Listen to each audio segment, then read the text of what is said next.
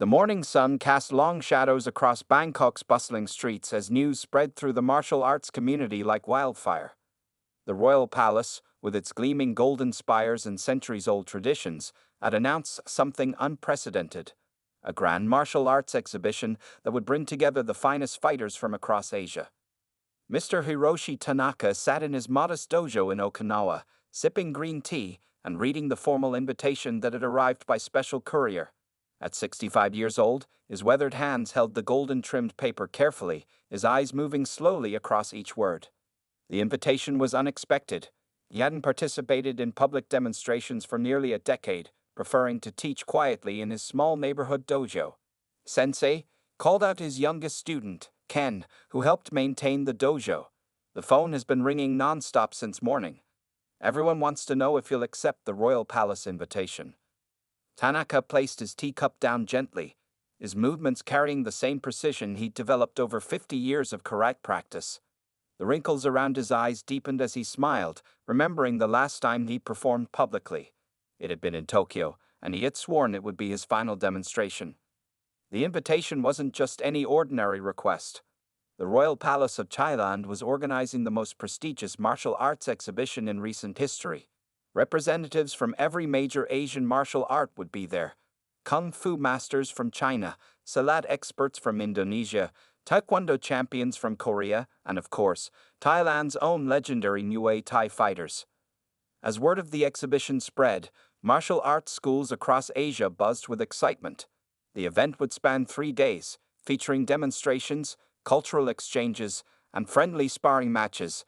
But what caught everyone's attention was the generous prize money and, more importantly, the honor of performing before the royal family. In his dojo, Tanaka went about his daily routine, teaching children in the afternoon and adults in the evening. But his students noticed something different in his movements that day. The old master seemed lost in thought, occasionally posing during demonstrations to gaze at the invitation sitting on his desk. "Why are you hesitating, Sensei?" asked Miko, his senior student of 15 years. She was cleaning the dojo floor after the evening class, while Tanaka organized some old scrolls. "Sometimes," he replied, speaking slowly as was his habit, "the most important battles are the ones we don't seek." His cryptic response was typical of his teaching style, always making his students think deeper. That evening, as Tanaka walked home through the narrow streets of his neighborhood, he passed several local shops where people bowed respectfully. Everyone knew him, not as a famous martial artist, but as the kind old man who had taught their children discipline and respect through karate. The news of his invitation had spread quickly in the small community. Mrs. Yamamoto, who ran the local grocery store, called out to him, "Tanaka-sensei, you must go. Show them what real Okinawan karate is about."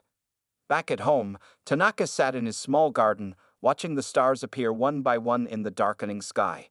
His wife of 40 years, Sachiko, brought him his evening tea without a word. She knew her husband well enough to give him space when he was deep in thought. The next morning, before sunrise, Tanaka made his decision. He walked to his dojo in the pre-dawn quiet, unlocked the heavy wooden doors, and proceeded to clean the training area himself, as he had done every morning for decades. As the first rays of sunlight filtered through the windows, he picked up the phone and dialed the number on the invitation. "Yes," he said simply, "I will attend."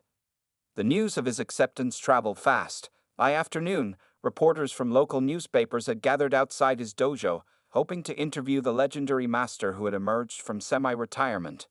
But they found only a closed door with a simple note: "Classes continue as scheduled." Inside, Tanaka continued teaching as he always had, showing no sign that in just 3 weeks he would be performing before royalty. His students watched him with newfound attention, knowing they were witnessing something special. Little did anyone know that this simple decision, made by an humble old master in a small Okinawan dojo, would set in motion events that would become legendary in martial arts circles for years to come. As Tanaka wrote in his daily journal that evening, "The journey of 1,000 miles begins with a single step. Today, I took that step." Captain Somchai Prafen stood in the palace courtyard, his muscular frame casting an imposing shadow across the polished marble floor. At 35 years old, he had earned his position as head of the Royal Guard through countless victories in Muay Thai competitions, an unwavering dedication to his duty. As he watched the foreign martial artists arrive for the exhibition, his dark eyes narrowed. Some came with large entourages, others with fancy equipment and cameras. Each arrival seemed more elaborate than the last, turning what he had hoped would be a serious martial arts event into what felt like a circus. "These people think they can just walk into our palace and show off," he muttered to his assistant, Lieutenant Che. "They know nothing of real fighting." The morning sun was already hot as participants gathered for the official welcome ceremony. Samchai, dressed in his formal Royal Guard uniform, stood at attention while various martial artists were introduced. Chinese kung fu masters performed acrobatic moves, Korean taekwondo champions broke boards, and Indonesian silat experts demonstrated their fluid movements. Then came Hiroshi Tanaka's introduction. The old Japanese man walked slowly to the center of the courtyard, wearing a simple white karachi that had seen better days. No fancy entrance, no team of supporters, just an elderly man bowing respectfully to the gathered audience. Something about Tanaka's simplicity irritated Samchai deeply.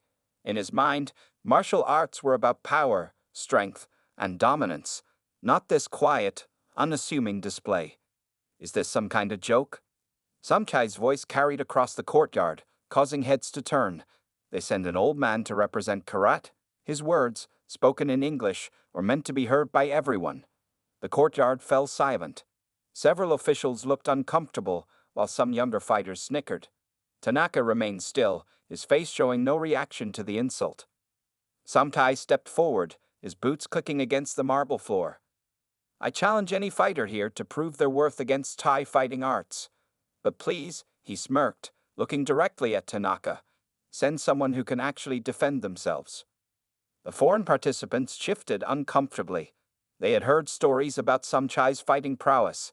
His record in Muay Thai was legendary, 15 years undefeated, with most matches ending in knockouts. Even in his current role as captain of the Royal Guard, he maintained a rigorous training schedule. To everyone's surprise, Tanaka raised his hand slightly. "I accept your challenge, Captain," he said in clear, though accented English. His voice was calm and carried no trace of anger or excitement. Samchai laughed out loud. "Grandfather, I don't want to send you to the hospital. Perhaps you should watch from the sidelines instead." Tanaka bowed slightly. "Age is just a number, Captain. Experience, however, is something else entirely." The old master's response caused murmurs among the crowd. Some of the other martial artists who knew of Tanaka's reputation tried to warn Samchai, but the proud captain waved them off. "Very well," Samchai announced, removing his formal jacket. "Let's see what your karat can do against real fighting." He began stretching his muscles, showing off his impressive physique. The palace officials quickly cleared the courtyard, creating an impromptu fighting area. Someone brought out crash mats, but Tanaka politely declined them. "The floor is fine," he said simply. As both men took their positions, the contrast between them couldn't have been more striking. Samchai stood in a powerful Muay Thai stance, his muscles rippling with tension, while Tanaka simply stood there, looking more like a grandfather about to take a walk than a fighter. "Last chance to back out, old man," Samchai called out, bouncing on his toes. "I won't be responsible for what happens next." Tanaka's only response was a slight bow and a shift into a basic karate-ready position. The palace courtyard grew utterly silent. High-ranking officials, martial artists, and palace staff all held their breath. None of them could have predicted this moment. A young, powerful Royal Guard captain facing off against an elderly karate master from Okinawa. As tension filled the air, Samchai's face showed absolute confidence in his coming victory. However, those who looked carefully might have noticed something in Tanaka's eyes. Not fear, not anger, but a calm awareness that spoke of decades of experience. The stage was set for a confrontation that would soon become legendary in martial arts circles across Asia. The atmosphere in the palace courtyard crackled with tension as Captain Samchai and Master Tanaka faced each other. The morning sun had climbed higher, casting sharp shadows across the ancient stones where countless historical events had unfolded over centuries. This moment would soon join them. Sweat glistened on Samchai's forehead as he bounced from foot to foot, his Muay Thai stance perfect and intimidating. His eyes locked onto Tanaka like a predator sizing up its prey. The old master, in contrast, stood motionless, his worn white chi moving slightly in the warm breeze. "Begin when you are ready," announced one of the palace officials, his voice echoing across the courtyard. Samkai circled Tanaka slowly, throwing quick jabs in the air, showing off his speed and power. The crowd watched as he performed his pre-fight ritual, throwing elbows and knees with practiced precision. Each movement was meant to intimidate, to show the old man exactly what he was facing. Tanaka didn't move. He simply turned slightly, keeping Samchai in front of him, his hands loose at his sides. This seemed to irritate the captain even more. "Are you going to fight, or just stand there like a statue?" Samchai taunted, switching to English so everyone could understand. "Maybe you're too tired already? Need a walking stick?" A few nervous laughs came from the crowd, quickly silenced by the tension in the air.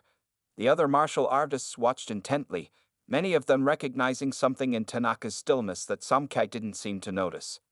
"In my experience," Tanaka spoke softly, his voice carrying clearly across the courtyard, "those who talk the most often have the most to prove."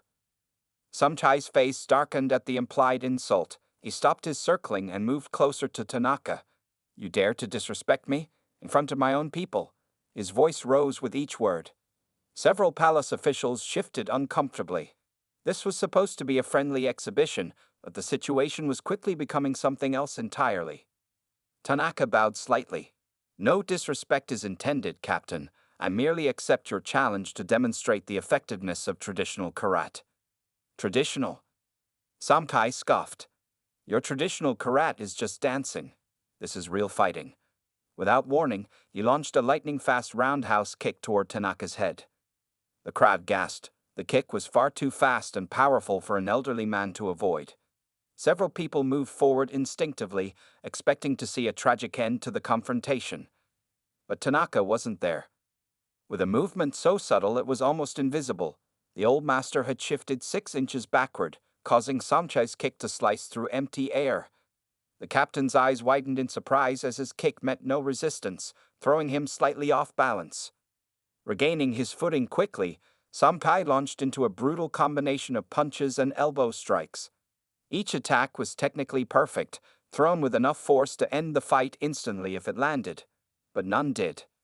Tanaka moved like smoke, never seeming to be quite where Samchai's attacks landed.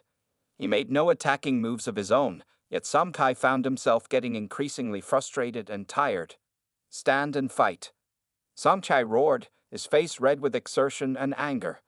The proud captain had never been made to look foolish before, and certainly not by an old man who wouldn't even throw a punch. The crowd watched in amazement as this deadly dance continued. Samchai, the feared Muay Thai champion, threw everything in his arsenal at the old karate master. Kicks, punches, knees, elbows, all executed with devastating power and speed. Yet Tanaka remained untouched, moving with an economy of motion that seemed to defy his age. "Your anger makes you predictable," Tanaka said quietly during a brief pause in Samkai's assault. "A warrior must maintain their center." These calm words seemed to push Samkai over the edge. With a roar of fury, he charged forward, launching his most powerful technique, a flying knee strike that had won him countless fights. Time seemed to slow down as the crowd watched in horror. The attack was coming too fast, too strong for anyone to avoid, let alone an elderly man. The palace doctor stepped forward, already anticipating the worst. But in that moment, as Samchai's knee was about to make contact, something happened that would be talked about in martial arts circles for years to come. The next few seconds would change not just the outcome of this confrontation, but the lives of both men forever. Time seemed to freeze as Samkai's flying knee attack hurtled through the air toward Master Tanaka. The crowd held their breath, many unable to watch what they thought would be a devastating impact. But in that split second, everything changed. Tanaka's movement was so subtle that most observers missed it entirely. He shifted his weight slightly, turning his body just enough to let Samchai's knee pass within millimeters of his chest. As the captain's powerful attack met empty air, Tanaka's left hand gently touched Samchai's elbow, while his right hand made the lightest contact with the captain's hip. What happened next seemed to defy physics. Samchai's own momentum, combined with Tanaka's feather-light touches, sent the captain spinning off balance. The proud fighter's eyes widened in shock as he felt his body moving in a direction he hadn't intended. Impossible, Samtai gasped as he lost control of his trajectory. The decorative pond, which had stood peacefully at the edge of the courtyard for centuries, reflecting the morning sun on its surface, was about to become part of martial arts history. Samtai's powerful body, not completely out of control, sailed through the air in a perfect arc. The splash that followed echoed across the silent courtyard. Water exploded upward in a spectacular display, drenching nearby potted plants and creating a miniature rainbow in the morning sun. Several koi fish darted away in panic as the captain of the royal guard made his ungraceful entrance into their domain. Samkai emerged from the pond like an angry dragon, water cascading from his shoulders, his perfectly pressed uniform now completely soaked. His hair, which had been immaculately styled for the exhibition, hung in wet strands across his face. Several water lilies had attached themselves to his shoulders, making the fearsome fighter look oddly decorative. The silence that followed was deafening. Nobody moved. Nobody spoke. The only sound was water dripping from Samkai's clothes and the gentle splashing of displaced water returning to the pond. Tanaka stood exactly where he had been, having barely moved from his original position. His jai was still crisp and dry, not a hair out of place. He hadn't even broken a sweat. A young child in the crowd suddenly giggled, quickly silenced by his mother's hand. But that small sound seemed to break the spell. Whispers began circulating through the audience. Several martial artists who had witnessed the event were already pulling out their phones, though photography in the palace was strictly forbidden. Samkai stood in the knee-deep water, trying to process what had just happened. In his entire fighting career, no one had ever defeated him so completely, so effortlessly. And certainly, no one had ever made him look so foolish. The captain of the royal guard looked down at his reflection in the now settling water. His own face stared back at him, surrounded by floating lotus flowers and confused koi fish. The absurdity of his situation slowly began to dawn on him. Palace guards rushed forward with towels, but stopped short, unsure whether to approach their humiliated captain. The palace officials looked at each other nervously, wondering how to handle this unprecedented situation. Through it all, Tanaka remained still, his face showing neither triumph nor mockery. He simply waited, maintaining the same calm demeanor he had shown from the beginning. A palace attendant finally broke the silence. Should we call for a doctor?" "That won't be necessary," Samkei said, his voice surprisingly steady as he waded toward the pond's edge. Water streamed from his uniform, creating a small river on the ancient stones. As he climbed out of the pond, something remarkable happened. Instead of the explosion of rage everyone expected, Samchai's face showed something entirely different, a look of profound realization. In those few seconds, he had learned more about true martial arts than in all his years of training. The power he had always relied on, the strength he had spent years developing, had been turned against him with barely a touch. The proud captain stood dripping on the courtyard stones, looking at the old master with new eyes. The humidity of Bangkok's morning made his wet uniform cling uncomfortably, but he hardly noticed. His mind was too busy replaying those crucial seconds, trying to understand exactly what had happened. Little did he know that this moment of humiliation would become the turning point in his martial arts journey. The next few minutes would determine not just his future, but the future of martial arts training in the royal palace itself. The courtyard remained silent as Master Tanaka took 3 measured steps toward the dripping Captain Samche. Every eye watched as the old karate master reached into his jai and pulled out a clean white handkerchief. With a deep bow that showed complete respect, he offered it to the soaked captain. "You fight with great power and skill," Tanaka said softly, his voice carrying clearly in the hushed courtyard. "But water does not fight the rock, it flows around it. Today's lesson was not about winning or losing, but about understanding." Samkai looked at the offered handkerchief, droplets of pond water still running down his face. In this moment, he faced a choice that would define him more than any victory ever had. His pride urged him to reject the gesture, to storm away in anger. But something in Tanaka's gentle demeanor made him pause. Taking a deep breath, Samkai accepted the handkerchief with a slight bow of his own. I don't understand what happened," he admitted, his voice losing its earlier arrogance. "How did you do that?" Instead of answering immediately, Tanaka turned to address the gathered crowd. "Would everyone please clear the center of the courtyard?" His request was quickly fulfilled, creating an open space around them. Captain, please throw that same knee strike at me again, but slowly, Tanaka said. I will show you exactly what happened. Despite his wet uniform, Samchai nodded and assumed his fighting stance. He moved through the flying knee technique at quarter speed, watching carefully as Tanaka demonstrated the supple movements he had used to redirect the attack. You see, Tanaka explained, guiding Samchai's movement with gentle touches, your power becomes your weakness when you cannot control it. Like a river that floods its banks, it destroys itself. The other martial artists gathered closer, fascinated by the impromptu lesson. Even the palace officials leaned forward, forgetting protocol in their interest to understand what they were witnessing. Again, Tanaka instructed, but this time, feel how your own momentum creates the path to the pond. I merely suggest the direction. For the next few minutes, the courtyard watched as the elderly karate master broke down the principles of his art. He explained concepts of balance, timing, and the use of an opponent's force against them. Samchai, still dripping but now completely focused, followed along with growing understanding. In your Muay Thai, Tanaka continued, you have power like a mighty wave. But even the strongest wave can be channeled, redirected, used to turn a water wheel or carve a new path through stone. This is the essence of traditional karate. Samchai's eyes widened as understanding began to dawn. All these years, he said quietly, I thought martial arts was about being stronger, faster, more powerful than your opponent. Tanaka smiled gently. Those things have their place, but true mastery begins when you understand that the strongest warrior is not the one who can defeat others, but the one who has mastered himself.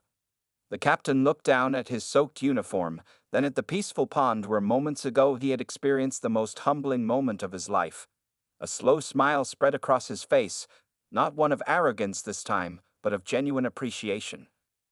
Master Tanaka, Samkei said, bowing deeply, I owe you an apology for my earlier behavior. And, he hesitated for a moment. If you are willing, I would very much like to learn more. The old master's eyes crinkled with warmth as he returned the bow. In my experience, the best students often come from the most unexpected challenges. I would be honored to share what I know. The tension in the courtyard dissolved completely, replaced by a sense of witnessing something remarkable. What had begun as a confrontation had transformed into a moment of profound learning and respect. Palace officials quickly organized for Samkai to change into dry clothes, while servants brought tea for both men. As they sat together on the courtyard steps, master and student began to talk about their respective martial arts journeys, sharing insights and experiences. The other martial artists watched this extraordinary scene unfold, many of them taking mental notes about what they had witnessed. This was not just a demonstration of physical technique, but a powerful lesson in humility, wisdom, and the true spirit of martial arts. As the morning sun climbed higher in the Bangkok sky, no one present could have predicted how this unexpected encounter would reshape the future of martial arts training in the royal palace. In the months following the pond incident, the royal palace's training grounds underwent a remarkable change. Captain Samchai, once known only for his aggressive fighting style, could now be found every morning practicing slow, deliberate movements under Master Tanaka's watchful eye. The old karate master had extended his stay in Bangkok, accepting a special invitation from the palace to establish a training program that would combine the best aspects of Muay Thai and traditional karate. Each morning, before the sun rose over the city, Tanaka would arrive at the palace gates wearing his simple white tee, carrying nothing but a small bag containing a towel and a bottle of water. Empty your cup before you can fill it again, Tanaka would often say to Samchai during their early morning sessions. The captain, who had traded his military uniform for a student's gauger in training, took these words to heart. The transformation in Samchai was remarkable. His fellow guards noticed how his previously rigid demeanor had softened, though his authority remained unquestioned. Where he once barked orders, he now spoke with calm certainty. His fighting skills, already formidable, evolved into something entirely new. Word spread throughout Bangkok's martial arts community. Soon, other Muay Thai champions began appearing at the palace gates, requesting permission to observe the training. Tanaka welcomed them all, treating every question with the same patient attention, whether it came from a decorated champion or a novice guard. One particular morning, 6 months into the training, Samkai was demonstrating what he had learned to a group of senior royal guards. He moved through a complex sequence that seamlessly blended the powerful strikes of Muay Thai with the fluid evasions of karate. The watching guards gasped as their captain demonstrated how to turn an opponent's force against them, just as Tanaka had done to him that fateful day. "The pond was my greatest teacher," Samkai would joke, showing a sense of humor that had surprised everyone. Sometimes you have to get wet to understand the nature of water. The training program evolved to include meditation sessions, something that initially raised eyebrows among the traditional military minds in the palace. But when they saw how it improved the guards' focus and decision-making abilities, the skepticism faded. Tanaka introduced concepts that seemed foreign at first. The idea of yielding to overcome, of softness defeating hardness, of calm awareness trumping aggressive action. These principles gradually became part of the Royal Guard's philosophy, influencing not just their fighting tactics but their entire approach to security. One day, during a particularly intense training session, a young guard asked Samchai why he had changed his training methods so dramatically. The captain paused, wiping sweat from his brow, and looked at the pond where his journey had begun. Before, he explained, "I thought strength meant being unmovable, like a mountain. Now I understand that true strength is being able to flow like water, adapt like wind, and remain steady like earth. Master Tanaka didn't just teach me new fighting techniques, he showed me a better way to be a warrior." The integration of the two martial arts styles created something unique. The Royal Guard began incorporating karate's defensive principles into their traditional Muay Thai framework. They learned to read situations more carefully, to use minimum force for maximum effect, and to maintain calm awareness in all situations. Palace security incidents dropped significantly. Guards learned to defuse situations that previously would have required force. When physical action was necessary, it was executed with precise control rather than overwhelming power. Other military and police units started sending observers to study this new approach. What had begun as a humbling moment for one proud captain was transforming into a revolutionary change in Thai martial arts culture. Tanaka watched these developments with quiet satisfaction. During an evening tea ceremony with Samchai, he shared his thoughts. "The best victory is the one where no one loses face, where both sides learn and grow stronger together." Samchai nodded, understanding now what his master meant. The incident that could have ended his career had instead elevated it, giving him a deeper understanding of both martial arts and leadership. As the sun set over the palace grounds, casting long shadows across the training area, the sound of students practicing could still be heard. Their movements reflected the harmony of two great martial arts traditions, merged through the wisdom of an old master and the humility of a proud captain who had learned to swim rather than sink.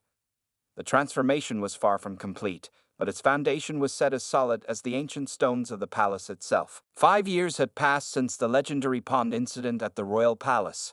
On a bright morning in Bangkok, hundreds of martial artists from across Asia gathered in the same courtyard where it all began. The occasion was the first International Martial Arts Harmony Seminar, jointly led by Master Tanaka and Captain Samchai. The famous pond, now surrounded by carefully tended gardens, had become something of a martial arts landmark. New students would often stand beside it, trying to imagine the exact spot where pride had met wisdom that fateful day. "Welcome," Samtai addressed the gathered crowd, his voice carrying the quiet confidence he had learned from his master. Now promoted to colonel, he stood straight in his formal uniform, though his eyes held a gentleness that would have been unimaginable 5 years ago. "Today, we share not just techniques, but understanding." Master Tanaka, now 70 years old but still moving with fluid grace, stood beside his former student. Time had added more silver to his hair, but his eyes remained sharp and kind. Together, they had created something unique, a training system that bridged cultures and styles, emphasizing harmony over conflict. The Royal Palace Guard had become famous worldwide for their innovative approach to security. Their methods were studied by military and law enforcement units from dozens of countries. Videos of their demonstrations went viral on social media, showing how they could control dangerous situations with minimal force. During the seminar, Samtai and Tanaka demonstrated their integrated style. The audience watched in amazement as Muay Thai's powerful strikes flowed seamlessly into karate's subtle deflections.